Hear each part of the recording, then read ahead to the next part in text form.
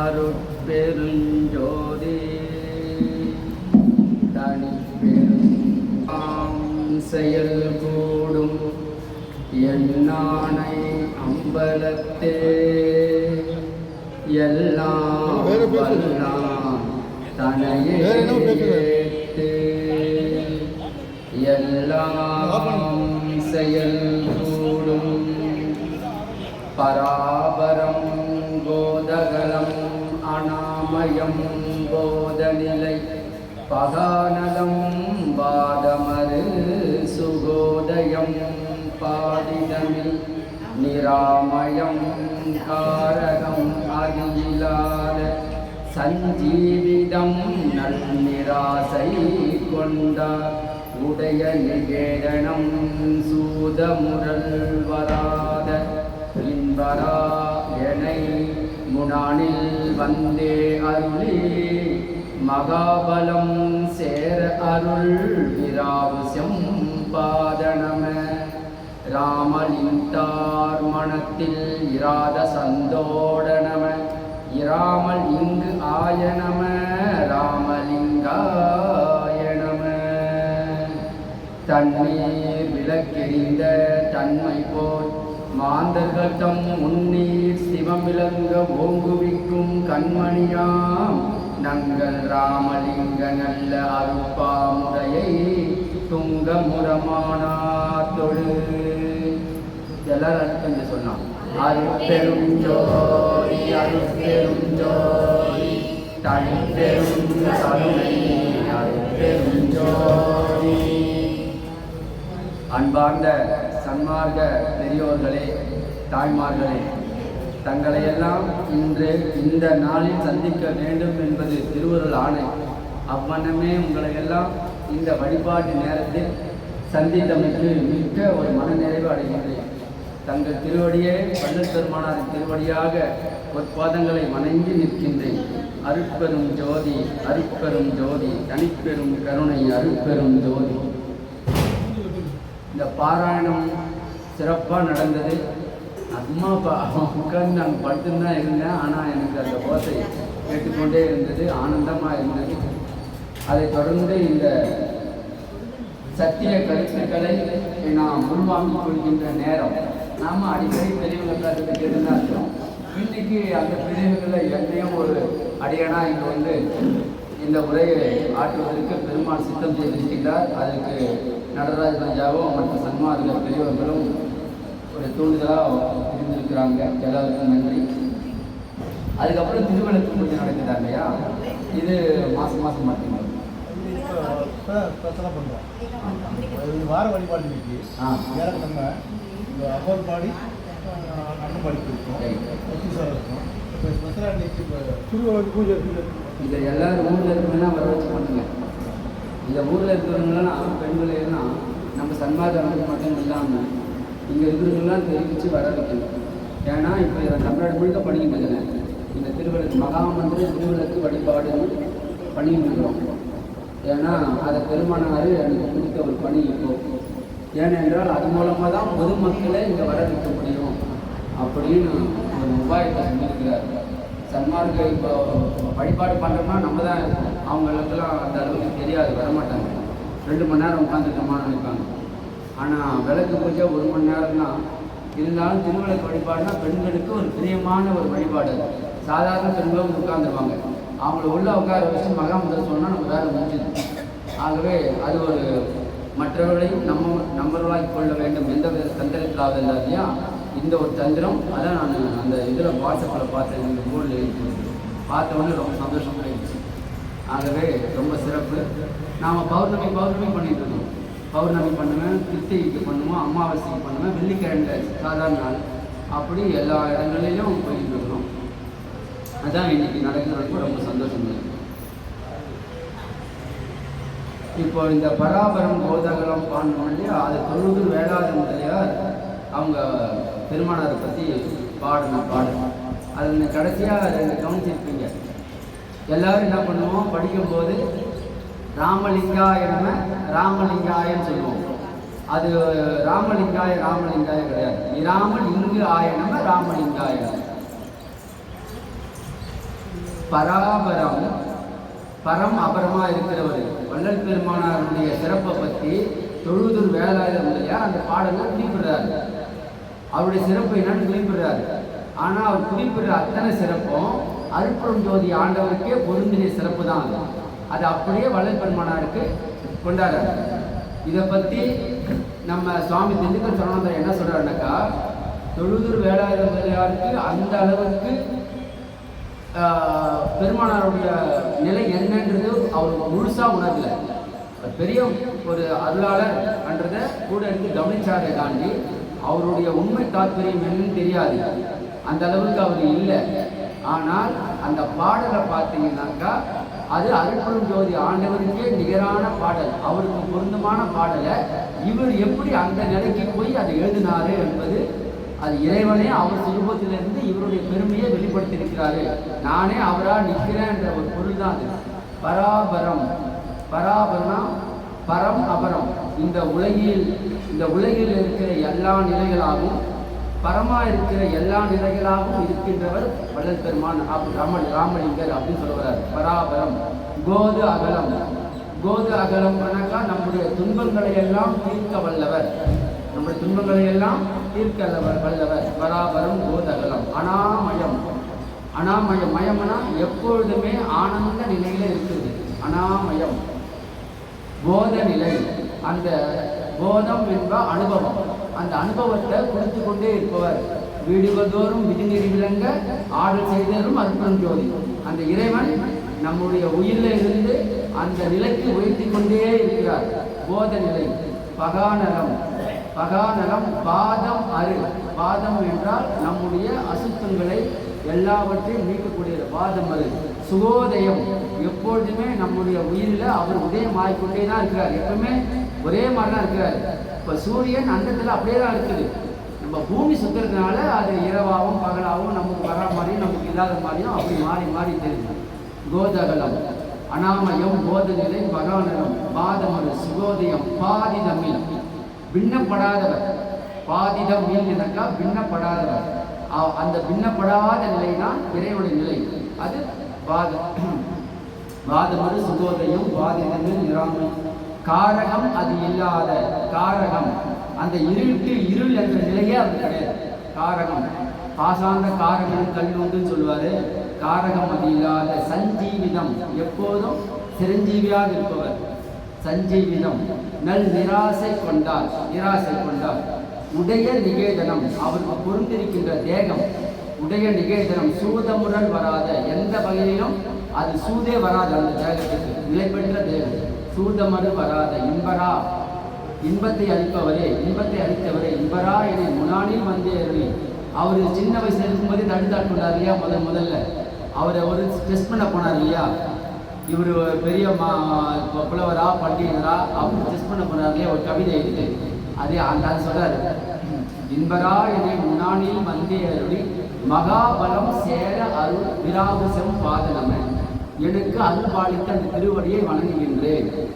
பாதனம இராமல் இங்கு, அதாவது சுகோதயம் பாதிக்கமில் காரகம் அதில் இல்லாத சஞ்சீவினம் நிராசை கொண்டார். உடைய நிகேதனம் சூட்டமுருள் வராத இன்பரா என முன்னாளில் வந்தே அருளி மகாபலம் சேர அருள் விராவசம் பாதனம. ராமலிந்தார் மனத்தில் இராத சந்தோட நம. ராமலிந்தார் மனத்தில், அதாவது சூதுவாது நிறைந்த மனத்தில் இடம்பெறாதவர் இறைவன். சரிங்களா. அப்பேற்பட்ட இறைவன் இராமல் இங்கு ஆயினமே, அந்த இடத்துல இருக்க மாட்டார். சூதுவாது நிறைந்த உள்ளத்தில் இல்லாத அருட்பெரும் ஜோதியரே ராமலிங்கரே, என்னுடைய உள்ளத்தில் குடிகொண்டவரை. இராமல் இங்கு ஆயனமே, என்னுடைய அங்கே இல்லாமல் இங்கு குடிகொண்டவரை.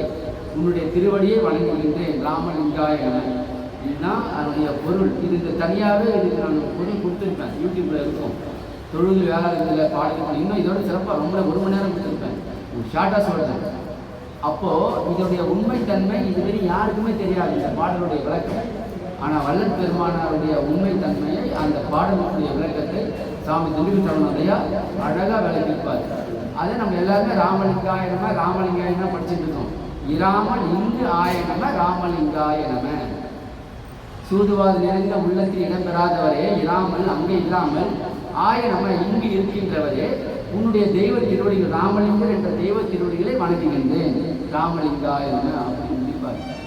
ஆகவே வள்ளல் பெருமானுடைய நிலை அருட்பெரும் ஜோதி ஆண்டவரின் நிலை, அவருடைய உள்ளம், அவருடைய எண்ணம் நம்மை நோக்கினால் எப்பொழுதுமே இருந்து கொண்டிருக்கின்றது. அப்பேற்பட்ட அருளாருடைய திருவடியை நினைத்து நாம் தினந்தோறும் வழிபாடு பண்ணுறோம். தினந்தோறும் நம்ம அவருக்கு பூஜை செய்யணும். அவருடைய திருப்பாவை ஓதணும். அந்த திருவருட்பாவை ஓதுகின்றனால் வருகின்ற சிறப்பு என்ன? இப்போ திருவருட்பா நம்ம படிக்கிறோம், இப்போ முற்றோதலும் பண்ணுறோம். அதே போல் சைவத்தில் அவங்க சிவபெருமான இடத்துல பக்தி கொண்டவங்க அவங்க முற்றோதலும் பண்ணி திருவாசகமெல்லாம் ஓதுறாங்க. எல்லாரும் ஒரு வழிபாடு இந்த பூமியில் நம்ம பண்ணிக்கிட்டு தான் இருக்கோம். எதுக்காக இந்த வழிபாடு பண்ணுறோம்? நம்முடைய ஆன்மா கடை தேர வேண்டும் என்ற ஒரே இதுதான். அது இல்லாமல் அந்த ஆன்மா என்ற நிலைக்கு போலனாங்களோ இந்த பூமியில் வாழ்ந்து கொண்டிருக்கின்ற நாம் துன்பம் இல்லாமல் வாழணும். நம்ம எதிர்பார்த்து எத்தனையோ துன்பத்தில் வாழ்ந்துருக்கிறோம் இந்த பூமியில், இந்த உலகத்தில். அந்த துன்பத்திலிருந்து தான் நம்மளுக்கு விடுதலை கிடைக்காதா? அதிலிருந்து நாம் விடுபட மாட்டோமா? நாம் நிம்மதியாக இருக்க மாட்டோமா? இந்த ஒரு நிலையை நோக்கினா எத்தனையோ இருக்கு இல்லையா தேவை இந்த பூமிக்கு. நம்ம படுற அந்த துன்பத்திலிருந்து இதிலிருந்து நாம் நீங்க மாட்டோமான்ற ஒரே ஒரு சிந்தனையோடு தான் நாம் பக்தி செய்கிறோம், பூஜை செய்கிறோம், கோயிலுக்கு போகிறோம். அது எந்த கோயிலுக்கு போனாலும் சரி, வள்ளல் பெருமானுடைய ஆலயத்துக்கே வந்து நாம் அவரை வணங்கினாலும் அல்லது நாம் அவருக்கு பூஜை செய்ய இதே தான். ஆனால் வள்ளல் பெருமான் என்ன சொல்கிறாரு? இந்த உலகிய துன்பமெல்லாம் நீங்கி நாம் இன்பமாக வாழணும். இந்த உலகத்திலேயே இம்மை இன்ப வாழ்வு, மர்ம இன்ப வாழ்வு, பேரின்ப வாழ்வு 3 வாழ்வு இருக்கிறார்.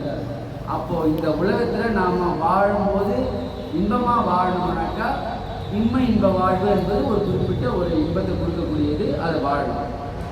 அந்த இன்ப வாழ்வு எதனால் வருமானாக்கா நம்மளுடைய ஜீவ காரியத்தினால தான் அந்த இன்ப இன்ப வாழ்வே கிடைக்கும். மர்ம இன்ப வாழ்வு இன்னும் ஜீவ காரியத்தினுடைய நிலை அதிகப்பட்டு போகும்போது மர்ம இன்ப வாழ்வு வரும். இப்போ பேரின்ப வாழ்வு என்பது ஜீவ காரியத்தில் முழுமை பெறும்போது நமக்கு, அதாவது அருள் நிலை அடையும் போது, பூரண அருள் தன்மை அடையும் போது பேரின்ப சித்தி பெறுவாழ்வு வாய்க்கிறது. இப்போ இது எல்லாத்துக்குமே அடிப்படைன்னு பார்த்தீங்கன்னாக்கா ஜீவகாரியம் தான் வள்ளல் பெருமானார் நமக்கு சொல்லியிருக்கிறாரு. நமக்கு எல்லாருக்குமே தெரியும். ஆனால் அந்த ஜீவகாரணத்தை நாம் சரியாக அதை புரிஞ்சுக்கிட்டோமா, ஜீவகாரணமாக என்னன்னு நம்ம தெரிஞ்சுக்கிட்டோமா அப்படின்றத பெருமானார் இங்கே விளக்குறாங்க. எப்படி விளக்குறாங்க அதை பற்றி நம்ம தெரிஞ்சுக்கலாம் இல்லையா? அதை தெரிஞ்சுக்கிட்டா தானே நம்மளுக்கு நம்ம ஜீவகாரணத்தில் சரியாக இருக்கிறோமா இல்லையா, அப்போ இனிமேல் நம்ம எப்படி இருக்கணும் அப்படின்னு நம்ம ஒரு முயற்சி பண்ணலாம். ஏனென்றால் துறையுது வழியுது நீ செய்யும் முறையுது, எனவே ஒழிந்த மின் துணையே. துறையுது வழியுது நீ செய்யும் முறையுது. அப்போ துறை என்றால் நாம் அடைய வேண்டிய இலக்கு துறையுது. வழி இது, அந்த அடைய வேண்டிய இலக்குக்கு வழி இதுதான். வழி இது முறை. இந்த வழியில் ஒரு முறை இருக்கணும். முறை இல்லாமல் வழியில் போக முடியுமா? ஒரு முறை இருக்கு இல்லையா?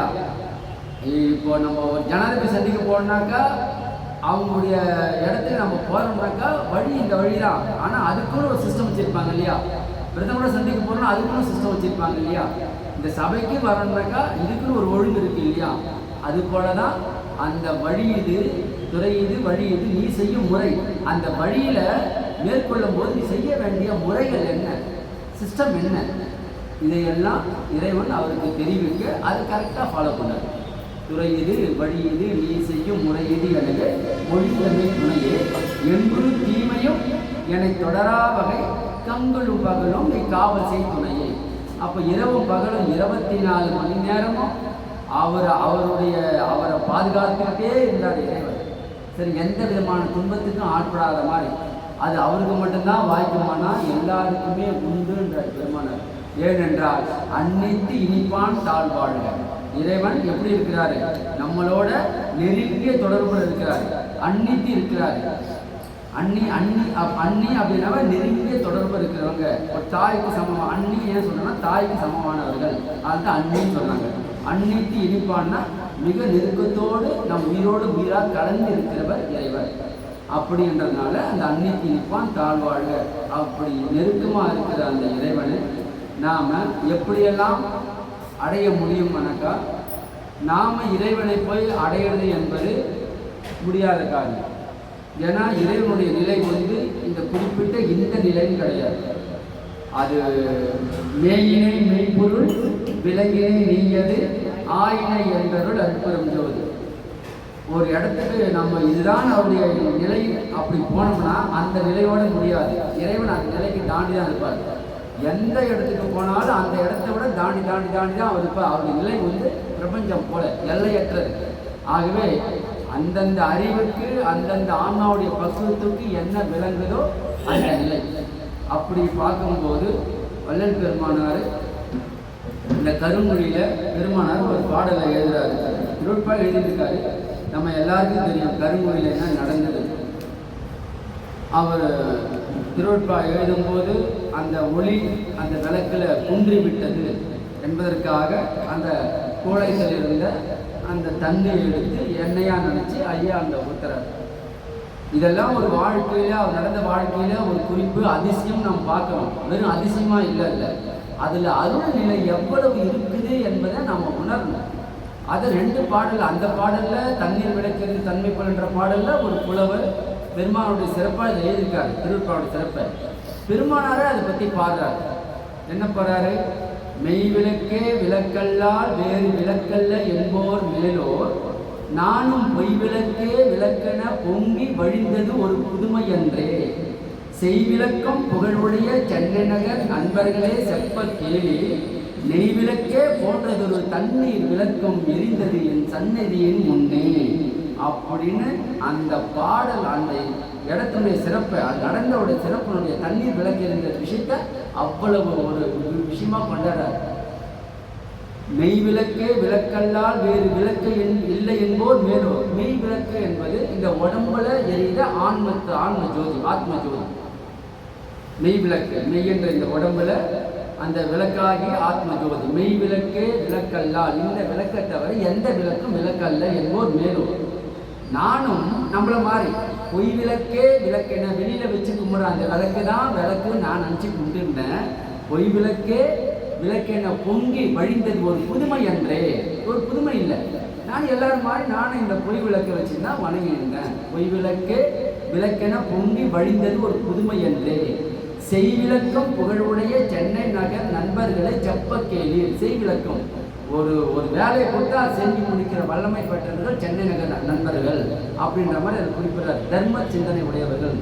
செய்விளக்கம் புகழுடைய சென்னை நகர் நண்பர்களே செப்ப கேளீர் நெய்விளக்கே போன்றதொரு தண்ணீர் விளக்கும் எரிந்தது என் சன்னதியின் முன்னே அப்படின்னு என் தண்ணீர் ஊத்தின அந்த விளக்கு நெய் விளக்க போல பிரகாசமா எரிஞ்சது அப்படின்னு குறிப்பிடுறாரு.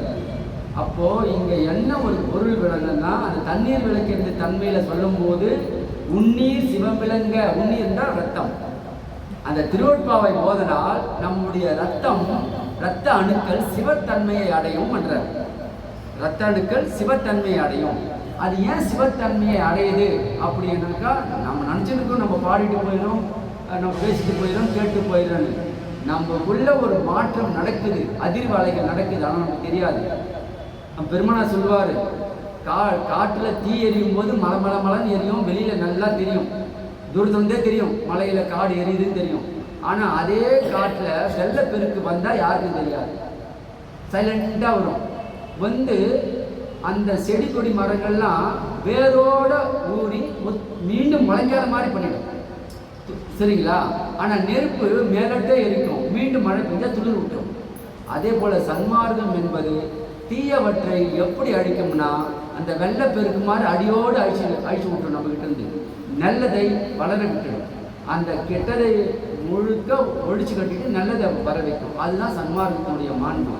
ஆகவே வள்ளல் பெருமானார் இங்கே அந்த உன்னீர் சிவமிழங்க ஓங்குவிக்கும் கண்மணியா நங்கள் ராமலிங்க நல்ல அருப்பாமுறையை துங்க முறை ஐயமும் பிரிவும் இல்லாமல் அதை நீங்கள் தெளிவாக புரிஞ்சு கொண்டு படிச்சிங்கன்னா உங்களுடைய ரத்தத்தில் இருக்கிற சாதாரண அணுக்கள், வெள்ளணுக்கள் சிவப்பணுக்கள்ன்றமே துங்கமுறை துங்கமுறை என்ன சொல்ற துங்கமுறை துங்கமுறை மானா தொழு. துங்கம் என்றால் அந்த நிலை பெற்ற ஒரு தன்மை, சரிங்களா?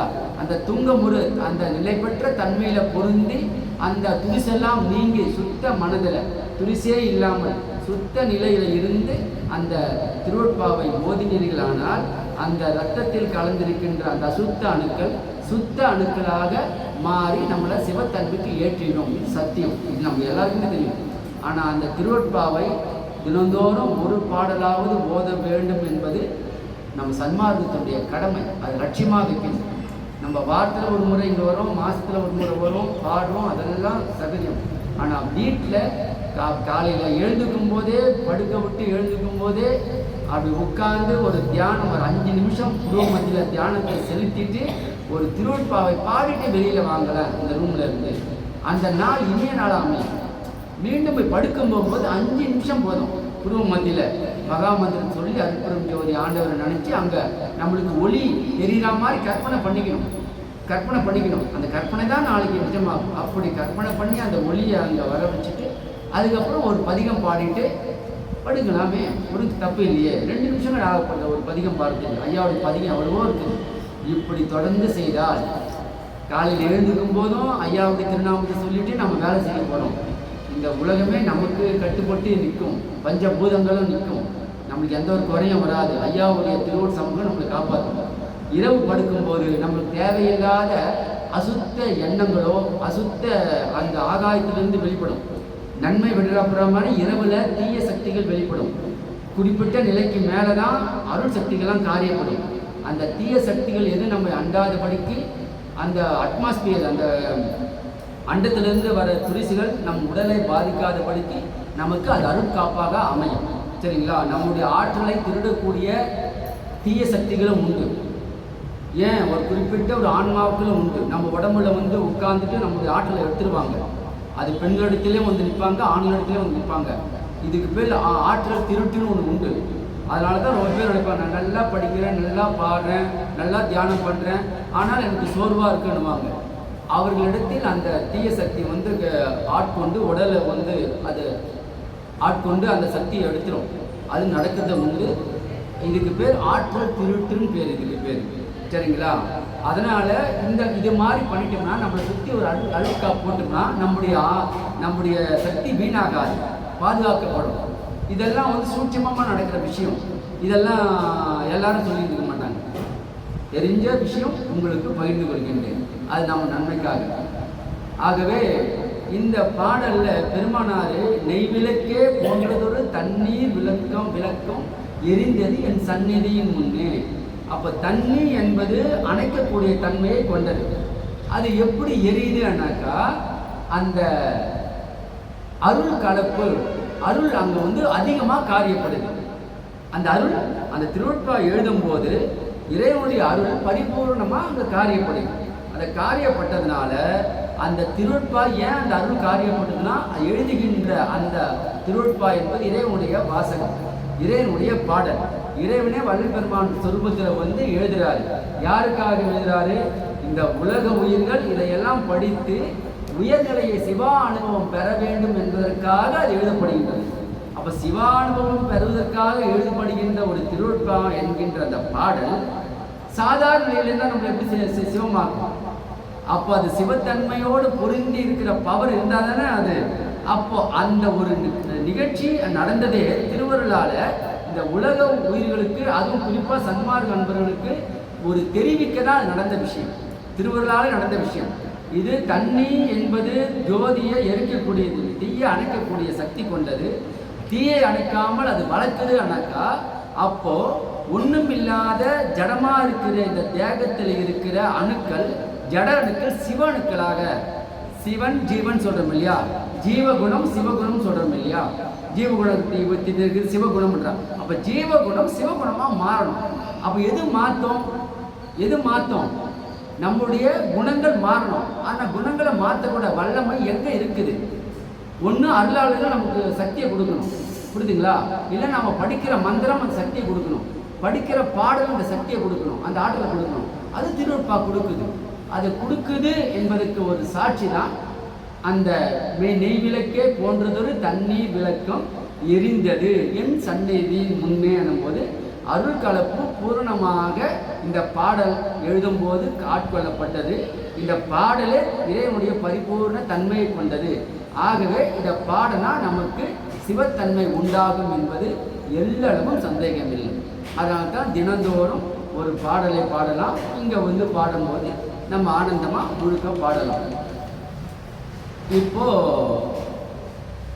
இந்த அட் ப்ரெசண்ட் இப்போ இருக்கிற நிலை, சன்மார்க்கத்தினுடைய நிலை என்ன, சன்மார்க்கத்தினுடைய தாக்கம் இன்னும் எப்போ நமக்கு அதிகமாக ஆகப்போகுது, இதையெல்லாம் பெருமானார் ஒரு குறிப்பாக கொடுத்துருக்குறாங்க. அதை பற்றியும் உங்களுக்கு கூட பகிர்ந்து கொள்ளணும்னு ஆசைப்படுறேன். இன்னும் 10 ஆண்டுகளில் சன்மார்க்க புரட்சி உண்டாகும், பெரிய அளவில் சன்மார்க்க புரட்சி உண்டாகும் ஐயா குறிப்பு கொடுத்துருக்குறாங்க. அந்த சன்மார்க்க புரட்சி இது நான் அடிக்கடி இப்போ சொல்லிக்கிட்டு வரேன். ஏன்னா அதை சொல்லி ஒரு குறிப்பு கொடுத்துருக்குறாங்க. ஏனென்றால் சன்மார்க்க அன்பர்களுக்கெல்லாம் ஒரு எண்ணம் இருக்குது, இன்னும் எப்போ வள்ளல் பெருமானார் வருவார், எப்போ அருட்பெரும் ஜோதி ஆண்டவர் வந்து இந்த உலகத்தை மாற்றுவார், இப்படின்றது ரொம்ப பேருக்கு ஒரு எண்ணமும் இருக்குது. ஏன்னா இறைவன் வருவார், ஆண்டவர் வருவார், எழுந்தருவார்லாம் பெருமானாரே அங்கே சொல்லியிருக்கிறார். சரிங்களா? தருணம் வரும்போது இறைவன் எழுந்தருவார். சாதாரணமாக ஒரு ஆன்மா பட்டுச்சுன்னா, ஆன்மா பக்குவப்படும் போது இறைவன் வந்து வள்ளல் பெருமானார் காரியப்படுறது அது சகஜம், அது எப்பவுமே நடந்து கொண்டு தான் இருக்கிறது. எந்த ஆன்மா தன்னுடைய நிலையை பக்குவத்துக்கு ஏற்றி கொள்கின்றதோ அந்த ஆன்மாவுக்கிட்ட இறைவன் வள்ளல் பெருமானார் வந்து காரியப்படுறது அது நடந்து கொண்டு தான் இருக்கிறது. ஆனால் எல்லாரும் என்ன நினைக்கிறாங்க, பெருமானார் வெளிப்படையாக எப்போ வருவார் அப்படின்ற மாதிரி ஒரு கணக்கு. அதுக்கு இன்னும் பல ஆண்டுகள் ஆகும்ட்டாங்க. அது பல 100 ஆண்டுகள் இருக்குது, அது இப்போ கிடையாது. ஆனால் மாற்றங்கள் நிகழும். அந்த மாற்றங்கள் யாரால் நிகழும் அப்படின்னாக்கா தலைமை அவர் தான். அவர் 49 சீடர்களை உருவாக்கியிருக்கார். தெரியும் இல்லையா எல்லாருக்கும்? பெருமானாருடைய சீடர்கள் மொத்தம் 49 பேர் இருந்தாங்க.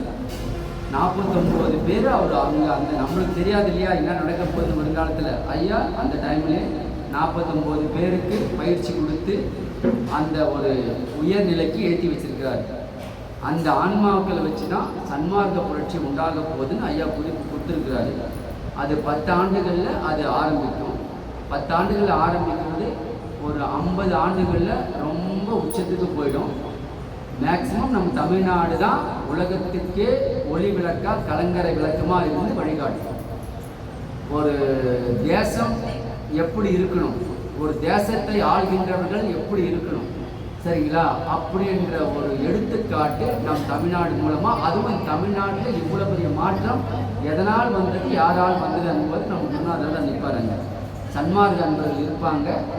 வள்ளல் பெருமான் என்ற சுத்த சன்மார்க்கத்தினுடைய நெறி இந்த தமிழ்நாட்டை ஒரு பெரிய ஒரு அருள் பூமியாக மாற்றி இருக்கிறது.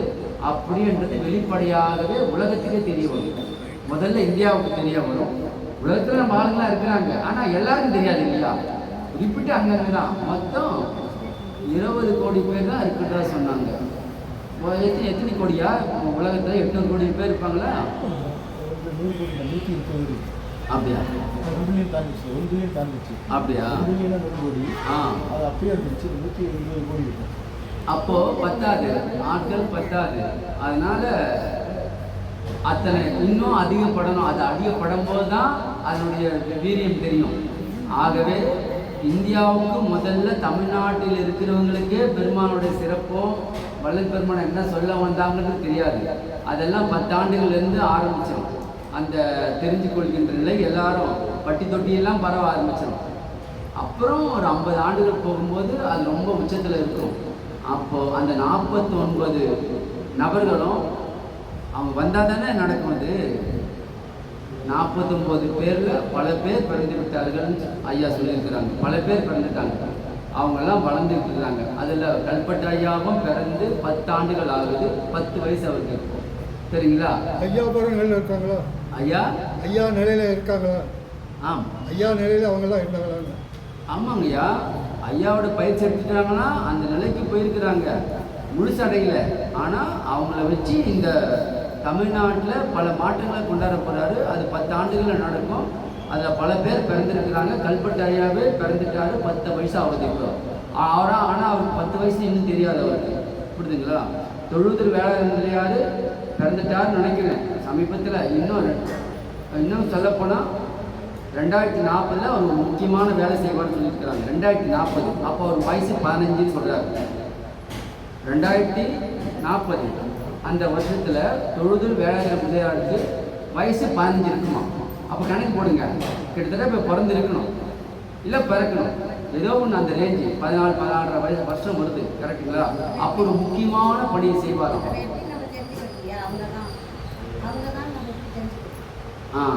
அது காலம்தான் போய் சொல்லணும். அது அவங்களுக்கே தெரியாது. தான் தொழுதூர் வேலை முதலியாருன்றது அவங்களுக்கே தெரியாது. அப்புறம்தான் இறைவன் தான் அவங்களுக்கு சொல்லுவார், சரிங்களா? அந்த அவர் முக்கியமான பணி செய்யப்படுறாரு. அந்த பணி ஒரு பெரிய மாற்றத்தை உண்டு பண்ணும். ஆனால் எப்போ உண்டு பண்ணுமா? அங்கே இருந்து 50 ஆண்டுகள் ஆகுமா அதனுடைய அவர் பண்ண பணியினுடைய வெளிப்பாடு முழு வீச்சு. அது என்னன்னாக்கா, நம்ம 6ஆம் திருமுறை மட்டும்தானே கேள்விப்படுறோம். 7ஆம் திருமுறை அவர் கொண்டாடுவார், சரிங்களா? 7ஆம் திருமுறை இருக்கு, அதுக்கு விளக்கத்தை கொடுப்பார். 6ஆம் திருமுறைக்கு நம்ம சாமி திண்டுக்கு சரவணந்தாயெல்லாம் விளக்கி இருக்கிறாங்களே. 7ஆம் திருமுறை அதுக்கெல்லாம் படித்த உடனே விளக்க முடியாது. ஆனால் அந்த விளக்கமெல்லாம் தெரிஞ்சுக்கிட்டா ஒரு மனுஷன் உயர்நிலை அடைவான். ஆகவே இதெல்லாம் இந்த அளவுக்கு பிரபஞ்சத்தில் மாற்றங்கள் நடந்து கொண்டிருக்கின்றது. நாம் விழிப்போடு இருக்கணுன்றதான் உண்மை. நமக்கெல்லாம் வயசாகிடுச்சு, நாமெல்லாம் அதை பார்ப்போமா? சரிங்களா? அந்த டவுட் வரும் இல்லையா? 2040 எத்தனை பேர் இருக்கிறோமோ எத்தனை பேர் இல்லையோ அந்த டவுட் வரும் இல்லையா? கவலையே பட வேண்டாம். பெருமானாருடைய திருவடியை மட்டும் பிடிச்சி அவரே கெரின்னு இருக்கிறவங்களுக்கு பிறவி பெருமானார் சன்மார்க்க பிறவியே கொடுத்துட்டு இருப்பார். அதுவும் லேட்லாம் பண்ண மாட்டார். சன்மார்க்க சங்கத்தாருடைய சார்ந்தவர்கள் அவருடைய உயிர் உடம்பை விட்டு போகுது அப்படின்னாக்கா அது வீணா எங்கேயும் போய் தொத்தி நிற்காது. சாதாரணமாக அப்படி கிடையாது. அது எங்கே போவோம் என்ன பண்ணன்றதெல்லாம் ஒரு பித்ரு உலகம் பண்ணுறாங்கல்ல, அது போல் ஆன்ம உலகம் பண்ணுறது. அது செஞ்ச பாவ புண்ணிய கர்மத்துக்கு கேட்டால் போல அதனுடைய செயல்பாடு வெளியில் இருக்கும். ஆனால் சன்மார்க்க சங்கத்தை சேர்ந்த அந்த ஆன்மாவுகள் வள்ளல் பெருமானுடைய பிரணவ தேகத்தில் ஒளி தேகத்தில் இந்த ஆன்மா போய் அடக்கமாகும். புரியுதுங்களா? இப்போ நம்ம அண்டத்தில் போய் அடக்கமாகறோம் இல்லையா? சாதாரணமாக ஒரு அவங்க உயிர் போயிடுச்சுனாக்கா அது அப்படியே அவர் தான் ஆகும். ஆகாயத்தில் இருக்கும், அணோட அணுவாக இருக்கும். அப்புறம் பூமியில் வந்து மண்ணோட மண்ணாக கிடைக்கும். மீண்டும் அது பிறவி எடுக்கும்போது தான் அது காரியப்படும், சரிங்களா? அதுக்கெல்லாம் ஒரு இயற்கை நீதிப்படி சில சிஸ்டம் இருக்குது. நம்மளுடைய சன்மார்க்க அன்பருடைய சிஸ்டம் எப்படி வச்சுருக்காருன்னா, பெருமானார் பிரணவ தேகத்தில் அவர் வந்து நிற்பார். நம்ம உயிர் போகும்போது அந்த உயிர் அந்த ஆன்மாவில் ஒடுங்கும். 3 நாள் கழிச்சு ஆன்மா வெளியே வரும்போது பெருமான இடத்துல தான் போய் ஐக்கியமாகும், சரிங்களா? சில பேருக்கு சூட்சும தேகத்தில் 16 நாள் வரையும் எல்லாருக்கும் அது நியதி. 16ஆவது நாள் தான் இந்த ஸ்தூல தேகத்தை விட்டு 3 நாளில் ஆன்மா வெளியே வந்துடும். அது சூட்சும தேகத்தில் தெரியும் ஆன்மா. 16ஆவது நாள் தான் சூட்சும தேகத்தை விட்டு அது அடுத்த ஸ்டேஜுக்கு போகும். பிறக்கிற விஷயமெல்லாம் அந்த சூட்சும தேகமே நம்ம பெருமாள் இடத்துல ஐக்கியமாகும் போது மீண்டும் அதுக்கு பிறவி கொடுக்குற ஒரு குறிப்பிட்ட ஒரு காலத்தை அவர் நிர்ணயம் பண்ணுவார். எந்த தாய் வயிற்றில் பிறக்க வைக்கணும், எந்த தேசத்தில் பிறக்க வைக்கணும், இதுக்கு என்ன பணி என்பதெல்லாம் அவர் முடிவு பண்ணி அதை செய்வார். ஆகவே நாம் நம்மளை அது வரையும் வளர்த்துக்கிட்டே இருக்கணும். இது ஏனென்றால் நம்ம நஷ்டம் அடையாமல் ஆன்ம லாபத்தை அடைவதற்கு இது ஒரு பெரிய ஒரு வழியாக அமையும். இப்போ ஒரு உதாரணம், நேற்று கூட அங்கே கும்பகோணத்தில் பேசும்போது சொன்னேன். நம்முடைய திருட்பா மருட்பா செய்தி இருக்குது இல்லையா, அந்த திருட்பா மருட்பா அந்த ஒரு நிலையில் வந்து பெருமான் மேலே கேஸெல்லாம் கொடுத்தாங்க. தெரியும் நம்ம எல்லாருக்கும் எவ்வளவு வேலை பண்ணாங்கலாம் தெரியும். ஆனால் இந்த காலத்தில் வரலாறு அவ்வளோ செய்தி கிடையாது. ஆனால் அந்த காலத்தில் அந்த அளவுக்கு பெருமானாருக்கு தொல்லை கொடுத்துருக்குறாங்க, அவதூறாக பேசியிருக்கிறாங்க, அவதூறாக பத்திரிகைலாம் வெளியிட்டிருக்கிறாங்க, மேடையெல்லாம் போட்டு பேசியிருக்கிறாங்க அந்த சைவத்தில் சார்ந்தவங்க. அதுக்கு தொழுது இவர் ஆறுமுக நாவலரை தான் தலைமையாக வச்சு பயன்படுத்தியிருக்கிறாங்க. அப்போது வேலாயுதத்தில் யார் மற்றவங்கெல்லாம் என்ன சொல்லியிருக்கிறாங்க, இவ்வளவு பேசுகிறாங்க, இவ்வளவு பண்ணுறாங்க, பத்திரிக்கை போடுறாங்க அவதூறாக திருவிழாவை பற்றி, நாம் ஏன் அவங்களுக்கு பதில் பத்திரிக்கை போடக்கூடாது, ஏன் மேடை போட்டு பேசக்கூடாது அப்படின்லாம் கேட்குறாங்க. அப்போ பெருமானார் சொல்கிறாரு, அது அவங்களுடைய வேலை, நம்மளுடைய வேலை அதே இல்லை, காலம் போகும்போது தானே அடங்கிடுவாங்கன்னு சொல்லி அவங்கள பெருமானார் அடக்கிடுறாரு. இப்போது இது என்ன ஒரு செய்தினா, இதில் இது பெருமானார் சொன்னதான் உங்களுக்கு சொல்கிறதே காண்டி நம்மளுக்கு அதை பற்றி தான் தெரியும். இதுக்கு முன்னாடி நம்ம எந்த ஸ்பீச்சிலையும் இதெல்லாம் பேசியிருக்க மாட்டேன். அதே தான், பஞ்சகர் அஞ்சினர் வாய்மொழி நின்றனர், வந்து திரும்பவும் வாயிலே நின்றனர், தஞ்சம் எமக்கருள் சாமினி என்றனர், சன்மார்க்க சங்கத்தவர்கள் வென்றனர். அந்த ஆறுமுக நாவலார் அவரோடு இருந்த, அவரை நம்பி இருந்த சிஷ்யர்கள் எல்லாம் எல்லாரும் சொல்ல முடியாது, அதிலிருந்து சில பேர் பெருமானோட திருவடியை பிடிச்சிட்டாங்க. அந்த காலத்திலேயே இவங்க பண்ணுறது தப்புன்னு தெரிஞ்சு பெருமானுடைய அனுகிரகத்தால் அவருடைய ஆசீர்வாதம் பெற்று அவருடைய திருவடியை பிடிச்சவங்கெல்லாம் பிறந்துட்டாங்க. அதில் ஒருத்தரை பெருமானார் நம்ம காட்டிட்டாங்க, இன்னார் இவர் தான். ஆனால் ஆறுமுக நாவலை இன்னும் பிறக்கலை, பிறவி எடுக்கலை. பிறவி எடுக்கலாம் பரவாயில்ல, அவர் எங்கே இருக்கிறாரோ இருட்டு அறையில் அந்த ஆன்மா விளக்கம் இல்லாமல் மீண்டும் பிறக்கிறதுக்கு மனித பிறவி என்ற நிலைக்கே இல்லாத ஒரு ஸ்டேஜில் இருக்கார். அது எதனால் வந்த தோஷம், குற்றம், சுத்த ஞானிகளை தூஷணம் செய்த குற்றம். புரியுதுங்களா? சுத்த ஞானிகளை தூஷணம் செய்தேனோ மாதா பிதாவை வைத்து நின்றோன்ற அந்த ஞானிகளை தூஷணம் செய்து அவர் பண்ண அந்த பாவம் அவருக்கு பிறவியே இல்லாமல் சைவத்தில் அவ்வளோ ஆழ்ந்த பக்தி, சும்மா சொல்லக்கூடாதவர், அவ்வளோ ஆழ்ந்த சிவபக்தர், தமிழில் புலமை, ஆங்கிலத்தில் புலமை, சமஸ்கிருதத்தில் புலமை, எல்லாம் பெருமானோட நின்று வாதாடுற அளவுக்கு அவருக்கு அந்த அளவுக்கு கெப்பாசிட்டி இருந்தது. ஆனால் பெருமானுடைய தெய்வத்தினுடைய தன்மை உணராமல் அவர் தவறான முடிவை மற்றவங்க சொல்லி எடுத்ததுனால அந்த தெய்வ குற்றம் அவருக்கு பிறவி இல்லாமல் 150 ஆண்டுகளுக்கு மேலாக அவர் பெருமான் வெளிப்படுத்திய உண்மை உங்களுக்கு சொல்கிறேன். நேற்று கொடுக்கும்போது சொன்னேன், அது இப்போ ரீசெண்டாக வெளிப்படுத்திய உண்மை.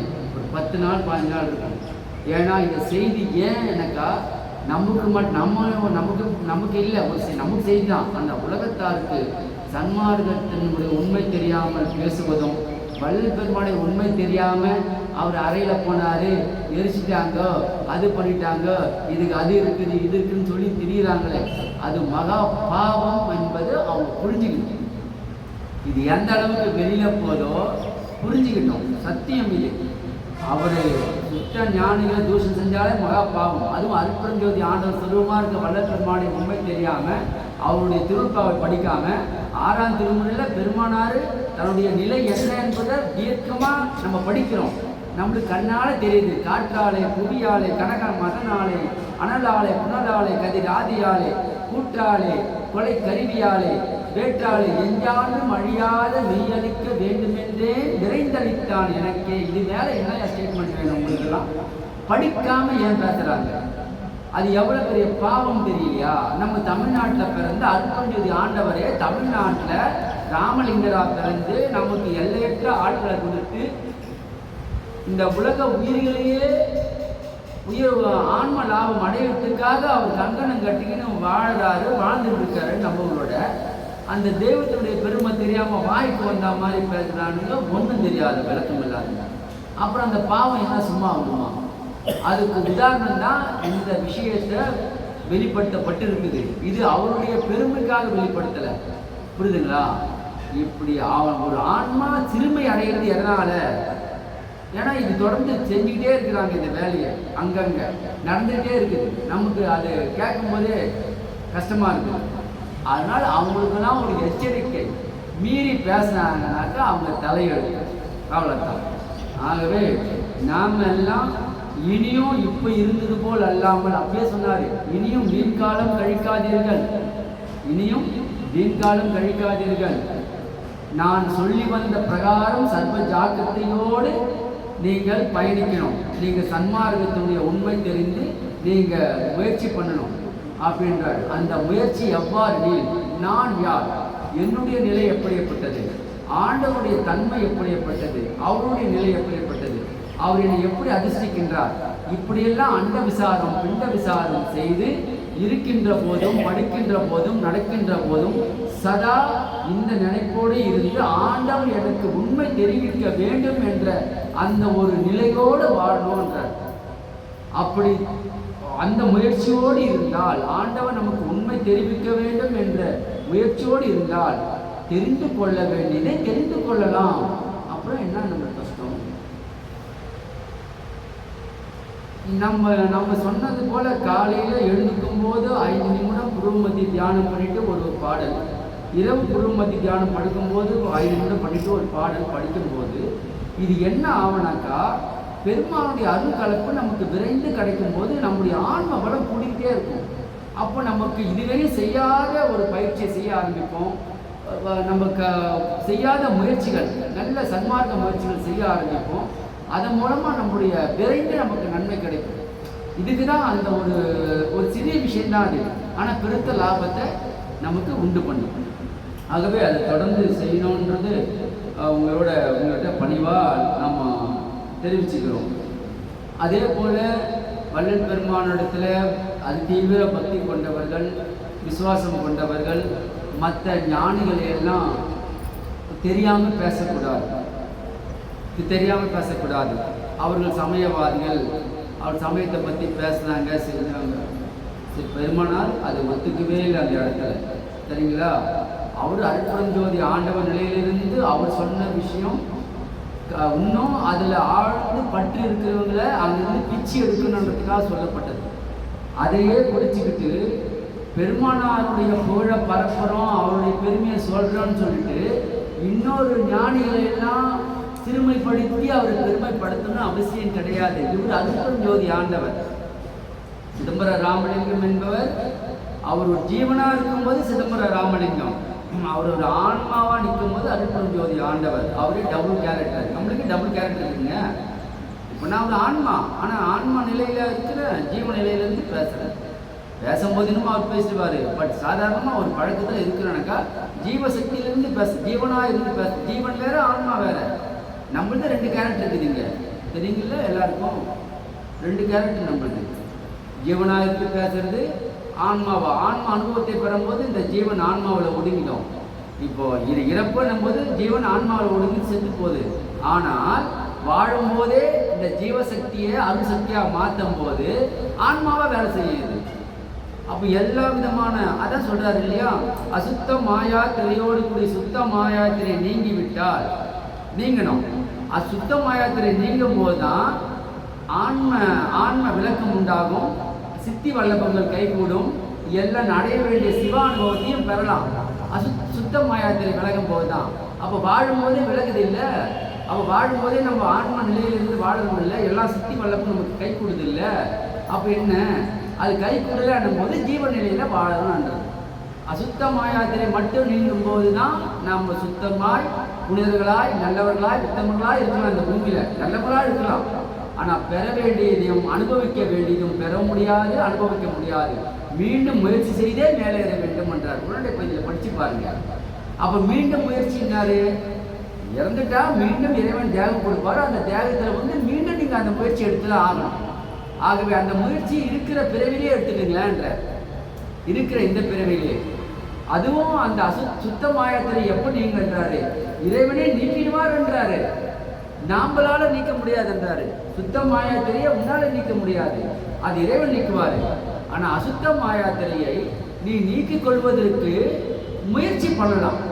முயற்சி பண்ணாம இருந்தாதான் இறைவன் வரும்போது சுத்த மாயாத்திரையை நீக்காம அசுத்த மாயாத்திரையை மட்டும் நீக்கிட்டு போயிடுவாரு. நம்மளுக்கெல்லாம் அசுத்த மாயாத்திரையை நீக்கிறதுனால தான் நாம மாமிசம் சாப்பிடாம ஒரு அடக்கமாக ஒடுக்கமாக வரோம் போகிறோம் இருக்கிறோம். இந்த உலகத்தில் மற்றவங்களிருந்து நாம் வேறுபட்டு நிற்கிறோம். ஐயா அவர் சன்மார்க்க நண்பர் நல்ல மனுஷையா அப்படின்னு சொல்கிற அளவுக்கு இருக்குதுனாக்கா நம்முடைய அசுத்த மாயா தெரிய நாம் இது மாதிரி வழிபாட்டுக்கு வரும்போது கூடுகின்ற சன்மார்க்க சங்கத்தை நடுவிருந்து குழாவுகின்றேன். ஆடுகின்ற சேவடிக்கே ஆளானே மாளாத ஆக்கை பெற்றேன். கூடுகின்ற சன்மார்க்க சங்கத்தை நடுவிருந்து குழாவுகின்றேன். பாடுகின்றேன் எம்பெருமான் பதப்புகளை பாடி ஆடி இன்ப கூத்தாடுகின்றேன். எண்ணமெல்லாம் நிறைந்தேன். நம்ம சபை கூடும்போது பெருமானார் அங்கே காரியப்படுவார். அப்போ உலகத்தில் எத்தனையோ சபை இருக்குது ஐயா. எல்லா இடத்துலையும் வழிபாடு பண்ணுறாங்க, எல்லா இடத்துலையும் சத்துவம் பண்ணுறான். அப்போ எத்தனை கோடி சபை கூடினாலும் அத்தனை கோடி இடத்துலையும் பெருமானார் காரியம் பண்ணக்கூடிய சித்தி வல்லமும் அவருக்கு உண்டு. அவர் பிரணவதேக ஞானத்தை காரியப்படுறது. அதனால அவருடைய மகா மந்திரம் ஒழிக்குதுனாவே அங்கே அருட்பெரும் ஜோதி ஐக்கியமாயிடும். இதுதான் உண்மை. ஆகவே அங்கே இறைவன் இருக்கிறான்னு அர்த்தம். யார் பக்குவப்பட்ட ஆன்மாவோ உடனே அவருடைய அருள் காப்பு அருள் ஒளி அந்த ஆன்மாவுக்கு குளிக்க வேண்டியதை கொடுத்து வேலைக்கணும். இது நடந்துகிட்டே இருக்குது. அவர் வருவார், உட்காருவார், பார்ப்பார், பூஜையில் கலந்துக்குப்பார், எல்லாம் நடக்கும். அந்த திருவருள் காரியப்படும். ஆனால் யாருடைய ஆன்மா முயற்சியில் இருக்குதோ பக்குவத்துக்கு வந்தோ அதுக்கு இன்னும் மேல் நினைக்கு போயிடும். அவருடைய அருளொளி பட்டவுடனே மேல் நினைக்கு போயிடும். அப்படிதான் இந்த ஆன்மா இப்படி படிப்படியாக இந்த 20 ஆண்டுகளில் கடந்து வந்தது. அப்படிதான், சரிங்களா? ஆகவே இது எல்லாருக்கும் அப்படிதான். நாம் முன்னாடி இருந்ததை விட இப்போ கொஞ்சம் பரவாயில்லன்னு நம்மளுக்கே தெரியும். நாம் அப்படி இருந்தோம், இப்போ இப்படி இருக்கிறோன்னு. அதுக்கு என்ன காரணம்? அப்போ நமக்கு அந்த விளக்கம் இல்லை.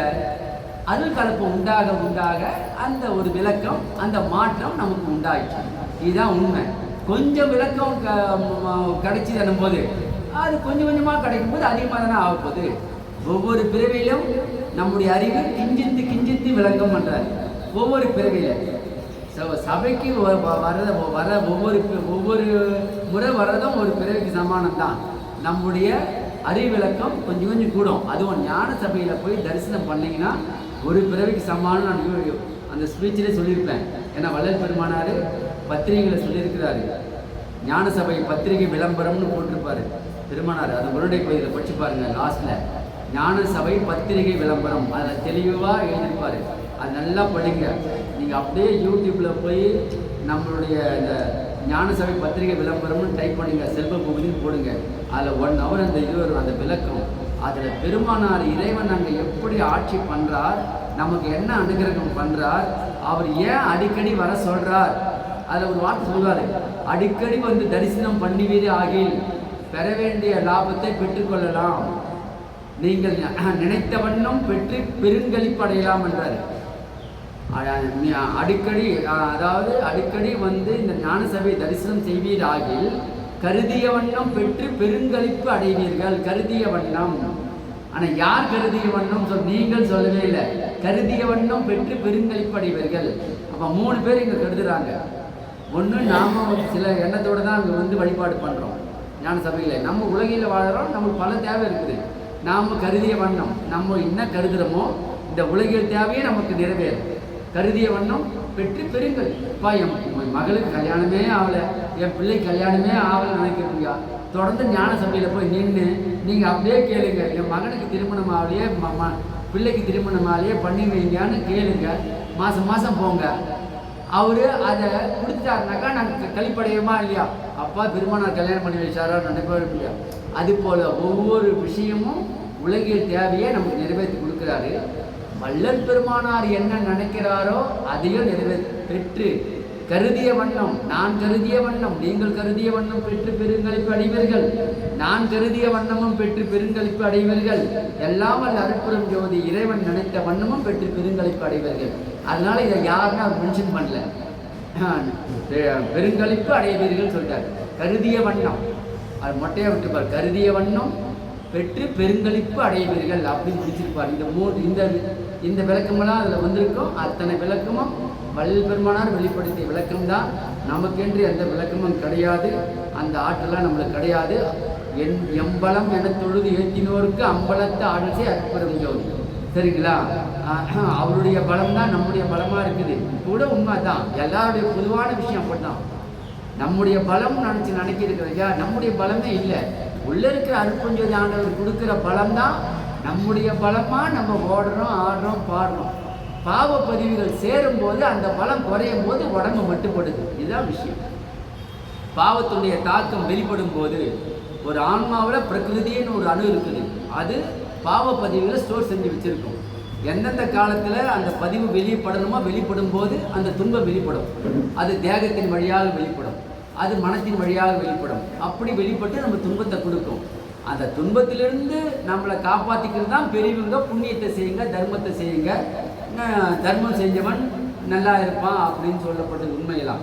நம்மளை தர்மமே செய்ய வைக்கிற ஒரு நிலையில தான் வள்ளல் பெருமானுடைய எல்லா விஷயங்களும் இருக்குது. சரிங்களா? தர்மசாலையில் அன்னம் பாலிக்கிற வேலை, தர்மம் பண்ணுற வேலை, ஞான சபையில் வழிபாடு. சரிங்களா? அது சுத்த சிவ வழிபாடு, சுத்த சன்மார்க்க வழிபாடு, இறைவனுடைய வழிபாடு. அது எந்த விதமான ஒரு இதுவும் கிடையாது. பாடுற பாடலாம் இறைவனுடைய பாடல். அவர் எழுதி கொடுத்த பாடலாம் பாடுறோம். அவர் நம்ம ஆன்மா மேல்நிலைக்கு நேரடியாக அந்த பவர், ஆன்மாவுக்கு பவர் வரணும். அந்த பவரை கொடுக்கக்கூடிய பாடல் தான் அந்த பாடல். நாம் சத்சங்கம் கூடி பேசுகிறோம். பேசுகிற பேச்சு எந்த பேச்சு? எதுனா உலகில் பேச்சு இருக்குமா? முழுக்கவே ஜீவகாரத்தை பற்றியும் அன்பை பற்றியும் அருளை பற்றி தான் பேசுவோம். அப்போ ஒரு ஆன்மா எப்படி ஷைன் ஆகுது பாருங்க. புரியுதுங்களா? அதுக்கு அந்த தீனியை கொடுத்து சன்மார்க்க சங்கத்தை சார்ந்திருக்கும் போது அந்த ஆன்மாவுக்கு ஷைனிங் ஆகிக்கிட்டே இருக்கும், துருசி நீங்கிக்கிட்டே இருக்கும்.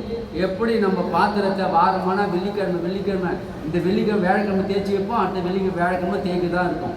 ஏன்னா அந்த அளவுக்கு துருசி இருக்கும். அதுபோல் இந்த உள்ளத்தில், இந்த பிரபஞ்சத்தில் மாயா சக்திகள் நம்மளை சுற்றி இருக்கிறதுனால, உலகில் எல்லாம் இருக்கிறதுனால அந்த மாயா சக்தியின் கலப்பு நமக்கு அகத்தம் புறத்தம் இருந்துக்கிட்டே இருக்கும்.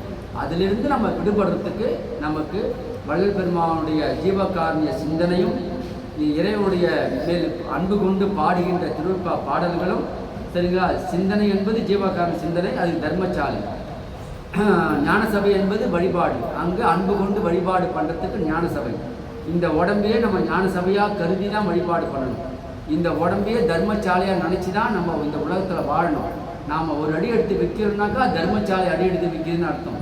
சரிங்களா? இந்த வீடு என்பது தர்மசாலை, சன்மார்க்க சபை, சத்திய ஞான சபை, நடமாடும் தர்மசாலை. இந்த உடம்பு நம்மளை பொறுத்தவரையும், நம்ம சன்மார்க்க அன்பர்களை பொறுத்தவரையும் நடமாடும் தர்மசாலை. இப்போ நம்ம போய்கிட்டே இருக்கோம். ஒரு பசித்த ஒரு ஏழை, ஐயா பசிக்குது சாப்பாடு போடுங்கன்னா எத்தனை பேர் போட்டுருவாங்க நினைக்கிறீங்க? ஆனால் சன்மார்க்க அன்பர் உடனே காசு கொடுப்பாங்க. ஐயா வாங்கி இல்லை, நம்ம வாங்கி கொடுத்துருவோம். அப்போ நடமாடும் தர்மசாலை ஆகி போச்சா?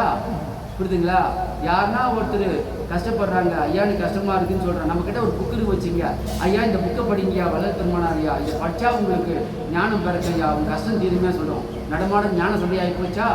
எதனா ஒரு சந்தேகம் கேட்குறாங்க, அந்த சந்தேகத்துக்கு ஒரு விளக்கம் சொல்கிறோமா?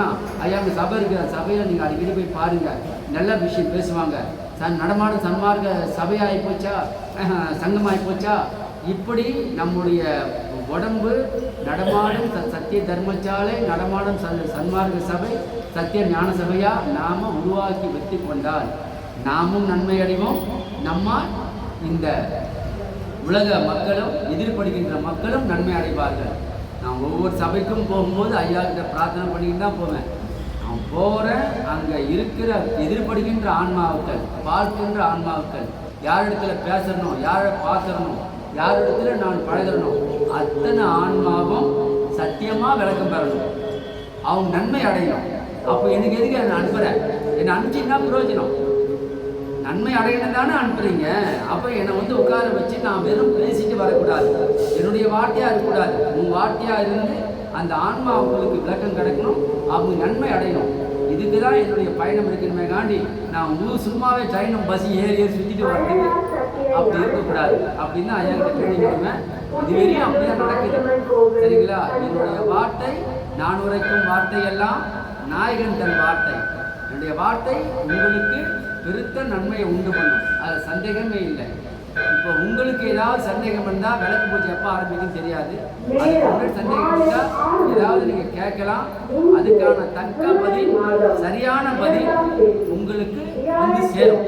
அது சந்தேகம் இல்லை. கேட்கறதுனாக்கா மைக் எடுத்து கேளுங்க.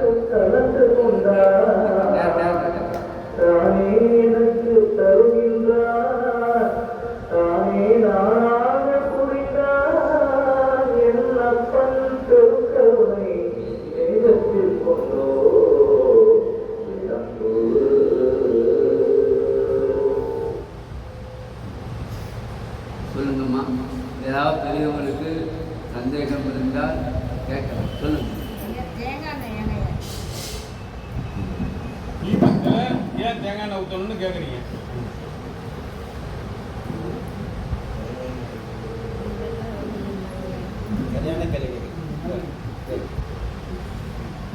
தேங்காய் எண்ணெயில் நம்ம சபைக்கு வழிபடுத்தினா தேங்காய் எண்ணெய் கேட்குறாங்க.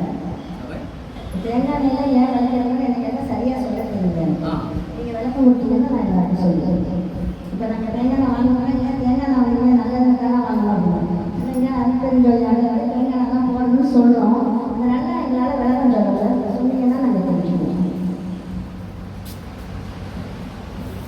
ஏன் தேங்காய் எண்ணெய் விளக்குறதுன்னு விளக்கம் கேட்குறோம். தேங்காய் எண்ணெய் விளக்கு தேங்காய்